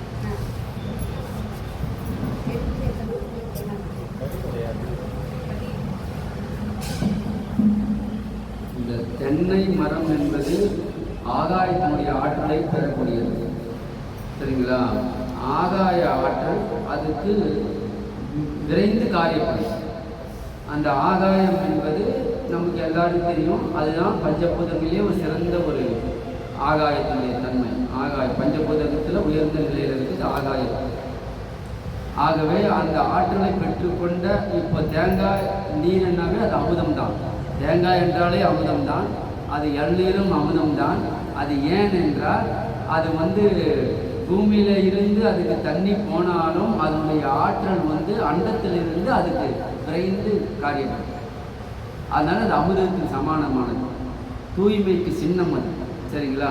இப்போ அந்த தேங்காவை ஏன் உடைக்கிறோம்னாக்கா, தேங்காய் இருக்குது, குடிமி இருக்குது, 3 கண் இருக்குது. அது அப்படியே சிரசை குறிக்கிறது. சரிங்களா? அந்த சிரசு, அந்த அமுதம், அந்த உள்ள தேங்காய் தண்ணி என்றது நம்முடைய அந்த ஆத்ம கலசத்தில் இருக்கிற அமுதத்துக்கு சமம். அந்த வெண்மை என்பது நம்முடைய அணுக்கள் இருக்குது பார்த்தீங்களா, இது எல்லாம் கருப்பில் இருக்குது. சிரசு முழுக்க அணுக்கள் கருப்பு நிலையில் இருக்கும், அதாவது கடினத்தன்மையில் இருக்கும். அந்த கடினத்தன்மை மாறி அது இலகணும். அது இலகுது அண்ணாவே அது வெண்மை தன்மையை அடைஞ்சிடும். காயலாம் கனியன கனிவிக்கும் ஓர் பெருங்கருணை அமுதே. காய் என்பது நம்முடைய அணுக்கள் கடின சித்தத்தில் இருக்குது, கடின தன்மையில் இருக்குது. அது கடினத்தன்மையாக இருக்கிற வரையும் அந்த அணுக்களில் ஒவ்வொரு அணுக்களிலையும் உள்ள நடுநாடி நடுநாடி நடமாடும் பதியே. புரோட்டான், நியூட்ரான், எலக்ட்ரான் 3 அடுக்கு இருக்குது ஒவ்வொரு அணுவிலையும். அது ஆத்மானுவாக இருந்தாலும் சரி, சாதாரண ஆத்மானுவை சுற்றி இருக்கின்ற சத்திய யுக அணுக்கள் இருக்குது. பிறகு திரேதாயுக அணுக்கள், அப்புறம் திரேதாயுக அணுக்கள், அப்புறம் இன்னொரு ஒரு வட்ட அணுக்கள், அப்புறம் களி அணுக்கள். இப்படின்னு 3 அடுக்கு அணுக்கள் அங்கே இருக்குது. இந்த அணுக்கள்லாம் கடின தன்மையில் இருக்குது. இது ஒவ்வொரு அணுவிலையும் இறைவனுடைய அருட்பெரும் ஜோதி, இறைவனுடைய ஆற்றல் பதஞ்சு உள்ளுக்குள்ளே கிடக்குது. அது வெளியே வராமல் இருக்குது. காரணம், இந்த அணுக்கள் கடினமாக கல் போல இருக்கிறதுனால அது அதுக்கு சூடு தன்மை இல்லாதனால கட்டியாக இருக்குது. அந்த எரிமலை எப்படி வெடித்து செதறதோ அது போல இந்த அணுக்கள் எல்லாம் நம்முடைய சத்விசாரம் என்கின்ற அந்த எண்ணெய் அழுத்தத்தை கொடுத்து கொடுத்து கொடுத்து அந்த அந்த அணுக்களை எல்லாம் இலக வச்சு வெடிக்க வைக்கணும். அப்படி வெடிக்கும்போது உள்ளே இருக்கிற அந்த இறைவனுடைய ஆற்றல் வெளிப்பட்டு இந்த அணுக்களை எல்லாம் என்ன பண்ணோம்னாக்கா, தீய அணுக்களை எல்லாம் அழிச்சிட்டு நல்ல அணுக்களாக உற்பத்தி பண்ணும். அந்த நல்ல அணுக்கள் என்பது அருட்பெரும் ஜோதியினுடைய தன்மை கொண்ட அணுக்களாகவே மாறிடும். சரிங்களா? அதுதான் அப்படி தூய்மை அடையணும், சிரசு தூய்மை அடையணும். இப்படி ஞானிகளுக்கெல்லாம் அந்த தூய்மை அடைஞ்சதுனால தான் அவங்களுக்கு சிரசுக்கு பக்கத்தில் வட்ட வடிவமாக அந்த பிரபை உண்டாகுது. அந்த சிரசில் பிரபை உண்டாவது காரணம், இந்த உள்ள இருக்கிற அணுக்கள் எல்லாம் அருள்வழி அணுக்களாக மாறுதுன்னு அர்த்தம். அதே போல தான் வள்ளல் பெருமானாருக்கு சிரசில் இருக்கிற அணுக்கள், இப்போ ஞானிகள்னாவே பின்னாடி ஒரு பிரபையை போட்டுருவோம் இல்லைங்களா, அது ஒரு வட்ட வடிவமாக போடுவோம். அது இந்த ஆன்மா பிரகாசம் அடைஞ்சிடுச்சு. ஆன்மா எப்போ பிரகாசம் அடையினாக்கா, அதுக்கு உபகாரமாக இருக்கிற சுற்றி இருக்கிற அத்தனை அணுக்களும் அது ஒளி நிலையை பெறணும். அது ஒளி நிலையை பெற்று தன்னுடைய ஆற்றலை எல்லாம் ஆன்மாவுக்கு ஒப்படைக்கணும். இப்போ உடம்புல இருக்கிற அணுக்கள் இருக்குது பார்த்தீங்களா, இந்த உடம்பை ஏன் பொண்ணு போல பாதுகாக்கணுன்றார் பெருமானார். இந்த உடம்புல இருக்கிற அணுக்கள் எல்லாம் தீய அணுக்களாக இருக்குது. மாயாசக்தி அணுக்கள். இதெல்லாம் இந்த உடம்புல இருக்கிற அணுக்கள்லாம் மாயாசக்தி அணுக்கள். நாம் இந்த சாப்பிட்ற சாப்பாடை சாப்பிட்டா தான் அது உயிர் வாழணும் அப்படின்னு இருக்குது. ஆனால் அந்த நிலையில் இருக்கக்கூடாது. சரிங்களா? இப்போ இருக்குது, வேறு வழி இல்லை, நம்ம நிலை அப்படி இருக்குது. ஆனால் இந்த பூமியில் விளையிற எந்த ஒரு பொருளையும் உண்டால் அதுக்கு அழிவு உண்டு, அதுக்கு மாற்றம் உண்டு. இந்த பூமியில் விளையிற உணவுகளை நான் சாப்பிட்ற வரையும் நமக்கு இந்த அணுக்கள் அந்த தெய்வீக தன்மையை அடையாது. அது மாயா கலப்பில் தான் இருக்கும். அதை கொஞ்சம் கொஞ்சமாக மாற்றினான்றதான் பெருமானார் என்ன சொல்கிறாரு, பூமிக்கு அடியில் இருக்கிற காய்கறிகளை, அதாவது கிழங்குகளை உண்ணாதீர்கள், ஏன்னால் அது வெப்பத்தினால புகைஞ்சு கிடக்குது. அதுக்கு சூரிய வெளிச்சமே கிடையாது, பூமிக்கு அடியில் இருக்குது. அசுத்தமான காற்றுல சுவாசிக்கிற வாழுது. அதில் அந்த அளவுக்கு தீய சக்தி உண்டு. ஆனால் நம்ம அதுதான் நம்ம சாப்பிடுவோம் இல்லையா, விரும்பி உருளைக்கிழங்குன்னு சாப்பிடுவோம்.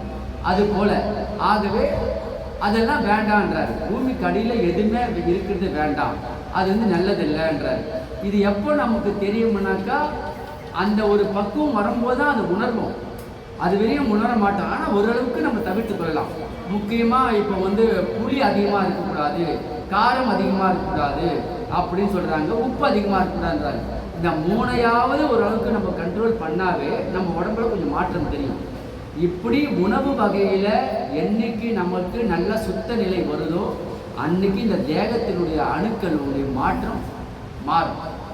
இந்த தேகத்தினுடைய அணுக்கள் மாற்றம் ஆவல்னாவே நம்மளுக்கு வயோதிகம், நிறை, திரை, மூப்பு, மூட்டி தேஞ்சு போகிறது, எழுந்துக்க முடியாமல் போகிறது, நடக்க முடியாமல் போகிறது, சோர்ந்து போகிறது எல்லாமே உணவின் வழியாக வரத்தானே தவிர மாத்திரை மருந்து எதுவுமே பண்ணாது. மாத்திரை மருந்து ஒன்றுத்துக்குமே உதவாது. அது சும்மா ஒரு மேலே பாலிஷு, புரியுதுங்களா? அப்படி ஏதாவது நன்மை பண்ணுதுனாக்கா நம்முடைய கரிசலாங்கண்ணி, தூதுவளை, முசுமுசுக்கு, மிளகு, சீரகம் இதுதான் பண்ணும், இஞ்சி இதுதான் பண்ணும், வேறு எந்த மருந்தும் பண்ணாது. மற்ற மூலிகையெல்லாம் பண்ணும்.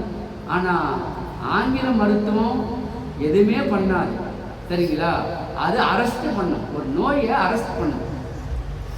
அது ஒரு இருமல்னாவே போட்டுடுறாங்க மாத்திரை, சளி வருதுனாவே போட்டுடுறாங்க. சளி கெட்டது வெளியே ஒழிட்டோம், பேதி வந்தாவே மாத்திரை போட்டுறாங்க, அரெஸ்ட் பண்ணக்கூடாது. அது பேதி நிப்பாட்டுதுனாக்கா அது வராமல் தடுக்குது. அது உள்ளுக்குள்ள என்ன தெரியுமாவும், அந்த அழுக்கு வெளியில் வரலாம், உள்ளே தேங்கி தேங்கி தேங்கி தேங்கி கருப்பாகி போய் குடலில் அப்படியே ஒட்டிக்கும். அது புற்றுநோயாக மாறத்துக்கே வாய்ப்பு. அது அப்படி திரண்டிடும், ஒரு குறிப்பிட்ட அளவில் திரண்டு அதில் இருக்கிற எல்லா அழுக்கினுடைய தன்மையெல்லாம் அந்த அணுக்கள் சாப்பிட்டு சாப்பிட்டு அது ஒரு ஸ்பெஷலாக போய் உட்காந்துக்கும் ஒரு இடத்துல. இதிலிருந்து கட்டி உருவாகி அது புற்றுநோயாக வரத்துக்கு வாய்ப்பு இருக்குது. ரொம்ப பேருக்கு வரத்துக்கு காரணமும் அதுதான், உணவில் மாறுறது தான். பழைய எண்ணெயில் தான் நம்ம போண்டா பஜ்ஜிலாம் சாப்பிடுவோம். வெளியில் அவன் போட்டதே போடுவான், புரியுதுங்களா? அதுதான் டேஸ்ட்டாக இருக்கும் நம்மளுக்கு. சூப்பராக இருக்குதுயா பஜ்ஜி, ஒரு டீ சாப்பிட்டு பஜ்ஜி சாப்பிட்டா போதும். அதுபோல் எனக்கு தெரிஞ்சவர் தொடர்ந்து டெய்லி 5 மணி ஆனால் ஒரு டீ பஜ்ஜின்னு ஒரு இடைக்கு போவார். அவருக்கு வாத நோயே வந்துடுச்சு, புரியுதுங்களா? ஆனால் பெருமானார் காப்பாற்றிட்டா இருந்துச்சுங்க. ஆனால் எவ்வளவு துன்பம் அவருக்கு, எவ்வளோ துன்பம், குடும்பத்துக்கு எவ்வளோ துன்பம், எவ்வளவு செலவு. பெருமானாருக்கு மட்டும் இப்படி ஆயிடுச்சு. ஏங்க அவனை பஜ்ஜியா போட்டா சாப்பிட சொன்னார் பெருமானார். சாப்பிட்டு அப்புறம் அவருக்கு வர சொல்லி, இவர் தான் இந்த ஆகாரத்துக்கோ இந்த ஆகாரத்துக்குன்றாரு. அது எடுக்க முடியலனா கூட எடுக்கிற ஆகாரமாச்சும் அவங்க சுத்தமாக இருக்கணும் இல்லையா? கரெக்டாக 5 மணிக்கு போய் போண்டா பஜ்ஜி சாப்பிட்டுருந்தாக்கா.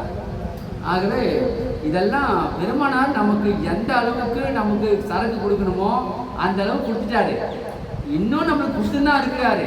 யார் மூலமா? இது போல சன்மார்க்க சொற்பொழிவாளர்கள் மூலமா, அருளாளர்கள் மூலமா கொடுத்துருக்காரு.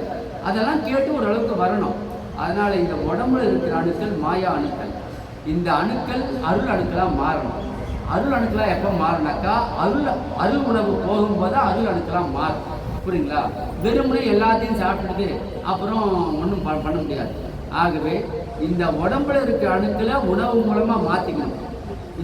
இந்த மனசை நல்ல எண்ணத்தின் மூலமாக இந்த எண்ணெய் அணுக்கள் இருக்குது. எண்ணெய் அணுக்கள் தீய எண்ணத்தை உண்டு பண்ணுற அணுக்களும் இருக்குது, கெட்ட எண்ணத்தை உண்டு பண்ணுற அணுக்களும் உண்டது, புரியுங்களா? அதாவது நல்ல அணுக்களும் உண்டு. நன்மையே செய்தால் நல்ல அணுக்கள் பெருகும், தீமை செய்தால் தீமை அணுக்கள் பெருகும்.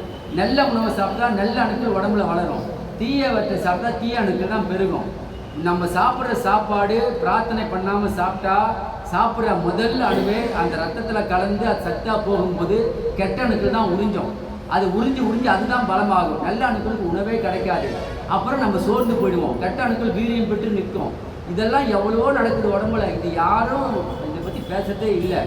அணுக்கள் தான் எல்லாமே. நம்ம சுவாசிக்கிற காத்துலேயே அணு தான் இருக்குது, நம்ம சமைக்கிற சமையலையே அணுதான் இருக்குது. 7 பிறவி என்றவை. என்ன பிறவி தெரியுமா பெருமாள் சொன்னார்?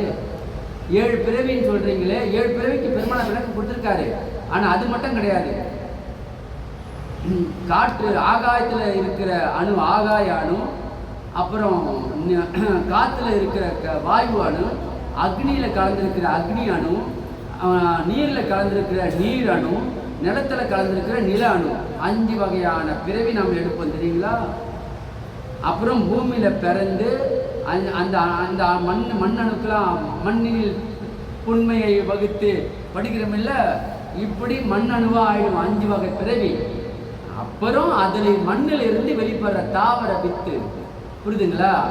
அது உயிர், அது உயிர். பொதுவாக தாவர அது தனியாது சப்ஜெக்ட். 84 லட்சம் யோனி பேதங்கள். அப்புறம் இந்த பஞ்சபூதங்கள், அந்த 5 பஞ்சபூதங்களாக நம்ம அணுக்களாக பிறந்து பூமியில் வந்து படிவோம். பிறகு இதிலிருந்து உயிர் ஜனிக்குது, உயிர்கள் வெளியே வருது. அது செடியிலேருந்து வந்துச்சுங்க, அது ஒரு பிறவி. சரிங்களா? அப்புறம் மனித பிறவி எடுக்கிறோம். இந்த பிறவியெல்லாம் எடுத்து முடிச்சுட்டு மனித பிறவி 5, 6, 7 பிறவி. ஐயா சொன்னது 7 பிறவியுடைய விளக்கம். இது இல்லாமல் நாம் வந்து மனிதனாக பிறக்கும் போது 7 பிறவி என்றது, கருவறையில் இருக்கும்போது 5 மாதம் குழந்தையாக இருக்கும்போது குழவின் என்ற ஒரு பிறவி. சரிங்களா? அப்புறம் இந்த கை காலெலாம் முளைக்கும், அது ஒரு பிறவி என்றார். கை காலெலாம் முளைக்கிறது. அப்புறம் பிண்டம் வெளிப்படுறது, வயிற்றுலேருந்து வெளியே வருது, அது ஒரு பிறவி. அப்புறம் குழந்தை பருவம், அப்புறம் பால பருவம், குமார பருவம், விருத்த பருவம், 7 பிறவி. இது மனுஷனாக பிறந்த பிறகு. ஆனால் மனுஷனாக பிறகிறதுக்கு முன்னாடி ஆகாயத்திலிருந்து மண்ணில் வெறியும் அணுவாக பிறந்து நாம் வந்து பிறந்த நாள் சொல்கிறோம். சரிங்களா? ஒரு சன்மார்க்க நண்பருக்கு பிறந்த நாள் ஐயா சொன்னார். பெருமாள் என்ன சொன்னார்? இன்றைக்கு இந்த ஜீவனுக்கான பிறந்த நாள் நல்வாழ்த்துக்கள் ஐயா தெரிவித்தது. ஒரு ஜீவன், இப்போ நானே வச்சுங்களா, என்னுடைய பிறந்தநாள் வச்சுக்கோங்க, எனக்கு என்ன பிறந்தநாள் சொல்ல தெரியுமா? இந்த ஜீவன் பிறந்த நாள் நல்வாழ்த்துக்கள். அப்போ இந்த ஜீவனுக்கு தான் சொல்கிறார் பிறந்தநாள், ஆன்மாவுக்கு சொல்லலை. ஆன்மா அண்டத்தில் பிறந்தது, ஆன்மா அண்டத்தில் பிறந்தது. அதுக்கு எப்போ பிறந்தது நமக்கு தெரியாது. ஆன்மாவுக்கு பிறப்பு இறப்பு கிடையாது. சரிங்களா? பிறந்ததுனாக்கா புரிஞ்சுக்கணும். நாம் வந்து சூரியனுடைய அந்த துகள் இருக்குன்னு சொல்லுவாங்க, துகளிலிருந்து வெடித்து செதறி ஒவ்வொரு, அதெல்லாம் பேசினா பெரிய சப்ஜெக்ட். ஆன்மா சிருஷ்டிக்கப்படுதுன்னு ஒரு அணு என்பது அண்டத்தில் நிறைஞ்சிருக்குது. ஆனால் அது ஒரு ஜீவனா, ஒரு உயிரா ஜெனிக்கிறதுக்கு அது பல மாற்றங்கள் நடக்குது, பரிமாண வளர்ச்சியாக நடக்குது அண்டத்தில். அதெல்லாம் நடந்து அது ஆன்ம அணுவாக உருவெடுக்கணும். அது அணுவு தான் இருக்கும், அது ஆன்ம அணுவாக மாறணும். அந்த ஆன்ம அணுவாக மாறத்துக்கான எல்லா ப்ராசஸும் அண்டத்தில் நடக்கும். அதுதான் ஆன்மா படைக்கப்படுதல்னு சொல்கிறது, புரியுதுங்களா? மற்றபடி அணு என்பது நிறைஞ்சிருக்கும். அணுக்கள் அனாதி, ஆகாயம் எப்படி அனாதியோ அதுபோல் அணுக்கள் அதில் அனாதி. ஆனால் அந்த அணுக்கள் நாம் நினைக்கிற மாதிரி உருவத்தில் அணுவலாக இருக்காது, அது திரவ நிலையில் இருக்கும். திரவ நிலையில் இருக்கும். அந்த திரவ நிலையில் இருக்கிற அணுக்கள் என்னவா மாறும்? அந்த கடினத்தன்மை கொண்ட ஒரு அணுவாக ஒரு தன்னை சுற்றி ஒரு லேயர் அமைச்சிக்கும். அது போல் மாறணும். அப்படி மாறி அந்த அணுவில் அண்டத்தில் இருக்கிற எல்லா கோளுடைய ஆற்றலும் அதில் போகும். எப்படி போகும்? ஒவ்வொரு கோளுக்கும் நம்ம அணு போயிட்டு வரும். போயிட்டு வந்து எல்லா அண்டத்தில் இருக்கிற கோள்களுடைய ஆற்றலை அது பெற்றுக்கொள்ளும். அதனால தான் நம்ம பூமியில் ஞானிகள் எப்படி பஞ்சபூதத்திலையும் வெல்றாங்க. எல்லா கோள்களும் அவங்களுக்கு எப்படி வசமாகுது? சூரியன், சந்திரன், அக்னி, இவங்க சொன்னால் ஏன் கேட்குது? மழை பெய்யினா எப்படி பெய்யுது? சூரியன் வானா வருது, மறைனா மறையுது. எப்படி மறையுது? அந்த அத்தனை ஆற்றல்களையும் இந்த அணு, ஆன்மாவாகிய அணு, இந்த அணு ஒவ்வொரு அண்டத்திலையும் போயிட்டு ஒவ்வொரு கோளிலையும் போயிட்டு அதனுடைய ஆற்றலை பெற்றுக்கொண்டு முழுமை அடையும். அந்த முழுமை அடையிறது தான் ஆத்ம அணு. அப்புறம்தான் அது ஆகாயத்திலேருந்து படிப்படியாக வந்து பூமியில் படிஞ்சு அப்புறம் அது உயிராக வெளிப்படுறதுக்கு அப்போ தான் அதுக்கு ஆற்றல் உண்டு. அது வெறும் எம்டியாக இருந்தால் அது பிறக்காது. பூமியில் சத்து இல்லாத வித்தாயிடும். அந்த சத்தான வித்து என்பது ஆகாயத்தில் இருக்குது, நீக்கமாக நிறைந்திருக்குது. அது சத்தா மாறுறது தான் ஆன்ம அணுவும் படைக்கப்படுதுன்னு அர்த்தம். சரிங்களா? இப்போ ஒரு தாய் வயிற்றுல ஒரு கரு உண்டாயிடுச்சு. கரு உண்டானா குழந்தை வந்துடும் சொல்ல முடியுமா? அதுக்கு எவ்வளோ ப்ராசஸ் நடக்குது. நடந்து முடிஞ்சு கடைசியில் தானே அது வெளியே வந்து விழுது. அப்போ தானே அது குழந்தைன்னு எடுக்கிறோம் நம்ம. அதுக்கு பிறகு அது எவ்வளோ வேலை நடந்து அப்புறம் தானே அது இந்த பூமியில் உலாவுது. ஸோ எத்தனை விஷயம் இருக்குது. ஆகவே அந்த ஆத்ம அணு அது தன் ஆத்மானுவாக மாறத்துக்கான எல்லா ப்ராசம் அண்டத்தில் நடக்கிறது. அது ஒரு குறிப்பிட்ட அதுக்கு வயசு இல்லை, சரிங்களா? அதை பற்றி எப்போ நம்ம ஆன்ம லாபத்தை பெறுகின்றோமோ, இந்த உடம்புல வாழும் போதே இறைவனை நாம உள்ளுக்குள்ள பார்க்குறோமோ, அந்த அருட்பெரும் ஜோதியை கண்டு அடையிறோமோ, கண்டேன் கழித்தேன் கலந்தேன்னு சொல்றாரு, அந்த அனுபவத்தை பெறும்போது நாம் எல்லாம் பிறந்து விட்டோம். ஆன்மா பிறந்து விட்டது. அப்போதான் நமக்கு பிறந்த நாள். நமக்கு பிறந்த நாள் ஆன்மா அந்த சிவா அனுபவத்தை பெற்று நிற்கிது பாருங்க. மரணமில்லா பெருவாழ்வுன்றமே திருமணர் அடைஞ்ச நிலையை அடையறதுக்கெல்லாம் அது இன்னும் காலங்கள் இருக்குது. நாம கடைசியா அடைவது ஒளி தேகத்தை பெறுவோம் என்றாங்க. ஒளி தேகம் தான் நம்ம பெற வேண்டியது. அந்த ஒளி தேகத்திலிருந்து 3 நிலைகள் கடந்துதான் அருட்பெரும் ஜோதி நிலையை அடையணும். புரியுதுங்களா? அந்த ஒளி தேகம் பெற்றுக்கொண்டவர்கள் எல்லாரும் அதுல ஒருத்தர் பட்டினத்தடிகள்.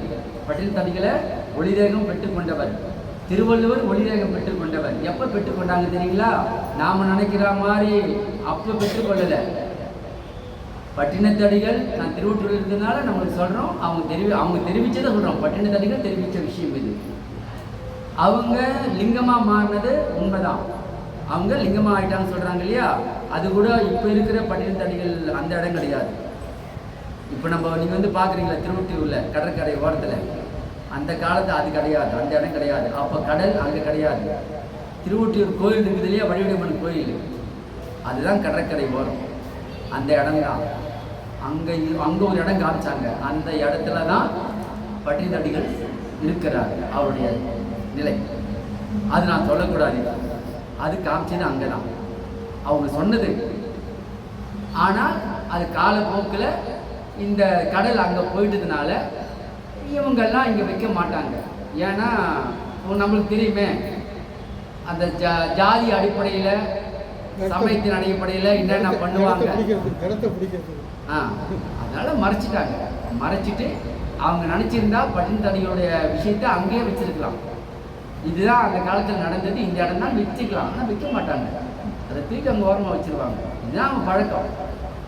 சிதம்பரத்தில் யார் அவர் அந்த ஐயாவை சேர்க்காம உள்ள விட்டாங்க. பெரிய ஒரு பக்தர் ஐயா.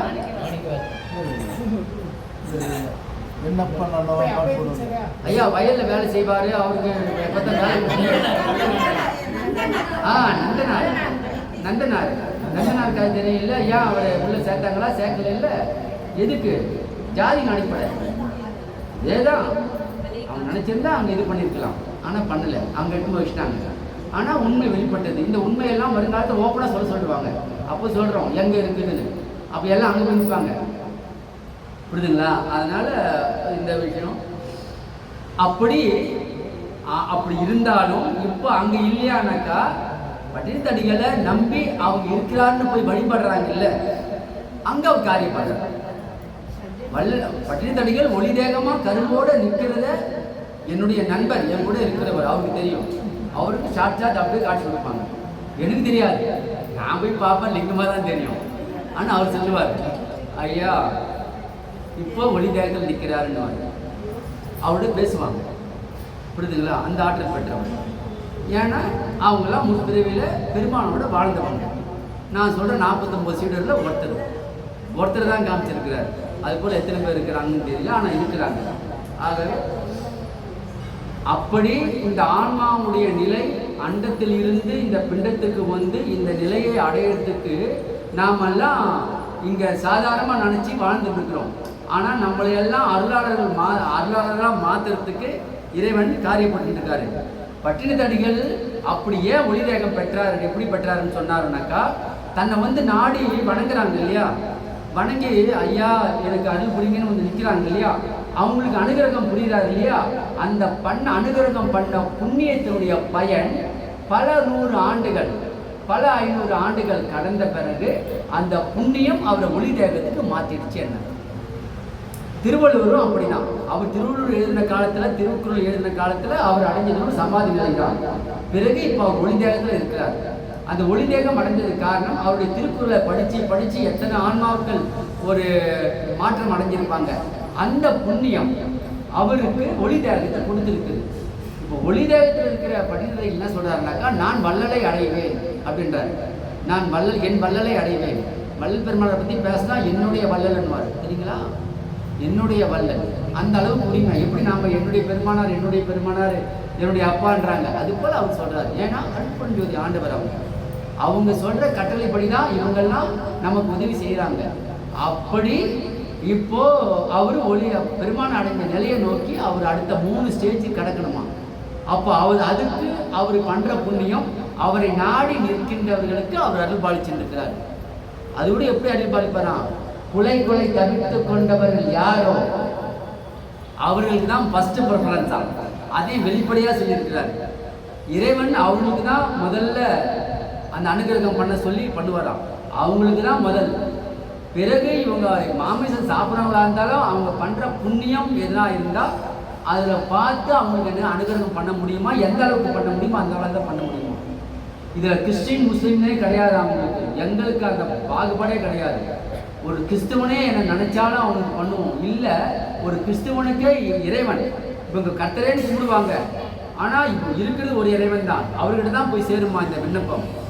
அப்போ பட்டினி தடிகளே நீ இந்த ஆன்மாவுக்கு உதவி செய் அப்படின்னாக்கா அது கிறிஸ்துவனாக இருந்தால் கூட சரி அவங்களுக்கு உதவி செய்வாங்களாம். அது போல தான் செஞ்சுட்டு இருக்கிறாங்களாம்.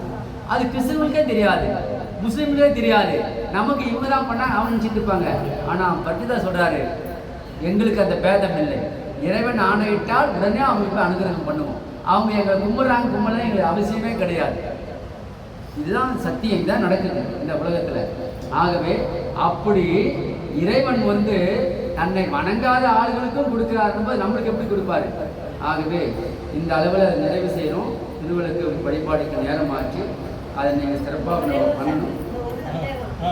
கணவன் இறந்தால் மனைவி தாலி வாங்க வேணாம் எடுக்க வேணான்றாங்க, அப்படியே மாட்டிக்குங்கன்றாங்க. ஏன்னாக்கா அது அவங்களுக்கு பாதுகாப்பாக கூட இருக்கும், சரிங்களா? இப்போ கணவன் இல்லை மனைவி விதவானும் போது தேவையில்லாத இந்த உலகத்தில் துன்பத்தை கொடுக்கறதுக்கு வாய்ப்பு இருக்கு, சரிங்களா? தாலியோடு இருக்கிறாங்கனாக்கா அவங்க மங்களகரமாக இருக்கிறாங்க. ஒரு விஷயம், அவங்க மங்களம் பிறக்கும் போதே மங்களமாக பிறந்தவங்க தான். அப்பயும் அவங்களே ஆகணும். அதனால அந்த உரிமை ஒவ்வொரு ஆன்மாவுக்கு உண்டு. அந்த ஆன்மாவுக்கு தாலி இல்லாமல் பொட்டி இல்லாமல் பூ இல்லாமல் இருக்கும்போது அதுக்கு ஒரு ஏக்கம் இருந்துகிட்டே இருக்கும். இல்லை, 4 இடத்துல போவோம், எல்லாரும் பலன்னு வருவாங்க. இவங்க வெள்ளை கட்டிக்கிட்டு, வெள்ளை நம்மளுடைய அது வேறு விஷயம். ஆனால் அப்போ எப்படி இருந்தது, பொட்டு வைக்காம பூ வைக்காம கம்பல் போடாம தாலி இல்லாம இந்த கொடுமைலாம் இருந்தது. அப்போ எப்படி இருக்கும் பார்க்குறவங்களுக்கு? அவங்களுக்கே மனசு சங்கடமா இருக்கும். அந்த ஜீவன் இம்சை ஆகுது இல்லை, அந்த இம்சை நீங்க பட வேணான்றதுனால அவங்க நம்மளுக்கு சொல்லிட்டாங்க. அதனால இப்போது சன்மார்க்க அன்பர்கள் எத்தனையோ பேர் கணவனை இழந்தவங்க, சரிங்க, தாலி கட்டிக்கணும் தெரியாது, பொட்டு வச்சுட்டாங்க, குங்குமம் வச்சுட்டாங்க, பூ வச்சுட்டாங்க, அடையாளம் இருந்துக்கு போட்டோம். பெருமானார் விருப்பம் அதானாக்கா நாம் அப்படி இருந்துட்டு போவோம். ஆனால் அதை பற்றி நம்ம யாரும் குறை சொல்றது இல்லை. ஏன்னா பெருமானார் வார்த்தை நம்ம ஆனந்தமா நம்ம அதை ஏற்றுக்கிறோம். உலகம் ஏற்றுக்காது, அது ஏற்றுக்கலாம், நமக்கு கவலை கிடையாது. அதனால 2025 முதலமைச்சருக்கு இதை பற்றி எழுதியிருக்கேன். எப்படி எழுதுனா, மகளிருக்கு இப்போ நீங்க எல்லா திட்டங்கள் செஞ்சிருக்கிறீங்க, இந்த திட்டத்தை செய்யணும். ஒரு பெண் குழந்தை பிறந்துச்சுனாக்கா அந்த பூ போட்டு கொலுசு இதெல்லாம் போட்டு பார்க்கறது யாரு? ஆயப்பன். இந்த தாலி கட்டி பார்க்கறது கணவன். அவங்க 2 பேருக்கு தான் அந்த உரிமை.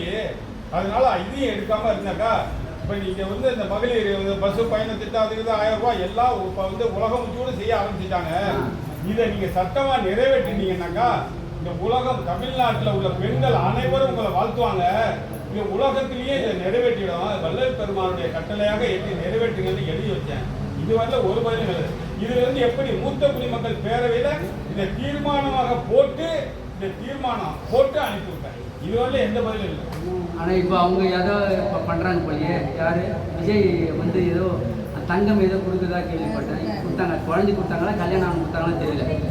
குழந்தை பிறந்தவங்களுக்கு கொடுத்தாரு, குழந்தை பிறந்தவங்களுக்கு கொடுத்தாரு. இது மாதிரி கொடுப்பாங்கன்னு சொல்லியிருக்கிறாங்க. இவருடைய ஆட்சியை பற்றி சொல்லும்போது பெருமானார் 60% நல்லா இருக்குன்ட்டார். 100% அதுவே போதுமே. 60% பாஸ் மார்க்கு தானே. 60% தான் எங்களால் பண்ண முடியும், அதுக்கு மேலே பண்ண முடியாது. காரணம் நல்ல ஆட்கள் கிடைக்கிறது கஷ்டமாக இருக்குது அவங்களுக்கு. அதனால் 60% தான்.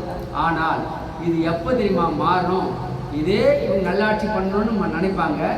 இவங்களுக்கு ஆப்போனண்ட்டாக இன்னொருத்தர் வருவாங்க. அவங்க நல்லாட்சி இனிமேல் வரவங்க நல்லாட்சி கொடுக்கணும், ஊழல் ஆட்சி கொடுக்கணும் தான் வருவாங்க. அப்படி தான் வருவாங்க இனிமேல் வரவங்க. ஆனால் வரும்போது இவங்க நினைக்கிற மாதிரி அந்த அவுட்புட்டு முழுசாக கிடைக்காது.